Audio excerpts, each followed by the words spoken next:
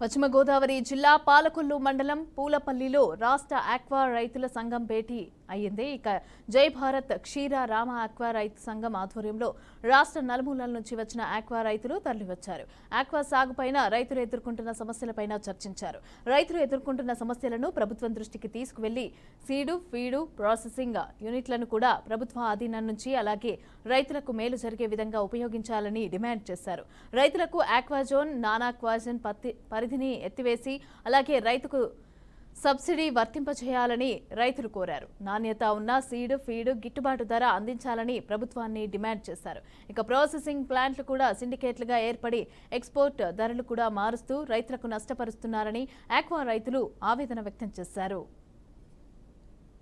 NDA ప్రభుత్వం ఇచ్చిన హామీలు ఒకటి నెరవేర్చుకునేలాగా, రెండు ఏదైతే ఇవాళ ఈ ఇండస్ట్రీ వల్ల ఏదైతే రైతు ఇబ్బంది పడుతున్నాడో మరి వారి మీద కూడా మనం ఏంటి ఎలాగల ఉద్దేశంతో ఇక్కడ లోకల్గా ఉన్న మంత్రి రామానాయుడు గారి సహాయం తీసుకుని మరి ఏదైతే దీనికి ఇలా ఫిషరీస్కి మరి మంత్రిగా అచ్చెన్నాయుడు ఉన్నారో ఆయన్ని కలిసి తప్పకుండా రైతుల సమస్యలు ఏదైతే అర్జెంటుగా మనకి సబ్సిడీ విషయం కానీ అలాగే రైతుకి మరి ఏదైతే ఆ ట్రాన్స్ఫర్మేషన్ సబ్సిడీ కానీ రూపొందిన సబ్సిడీ ఆక్వా జోను నానాక్వా జోను కార్యక్రమం కానీ ఇటువంటి ఏదైతే ముందుగా చేయవలసిన కార్యక్రమం ఉందో అవన్నీ కూడా మీ అందరం కూడా సంఘ సభ్యులందరం కూడా అన్ని సంఘాల నుంచి ప్రతినిధులు హాజరై తప్పకుండా మంత్రి గారికి కూడా విన్నవించిన తర్వాత మళ్ళీ డిప్యూటీ సీఎం పవన్ కళ్యాణ్ గారిని అలాగే ముఖ్యమంత్రి చంద్రబాబు నాయుడు గారు కూడా మరి మీటింగ్ ఏర్పాటు చేయమని వారి దృష్టి కూడా తీసుకెళ్ళడానికి సభ తీర్మానించింది.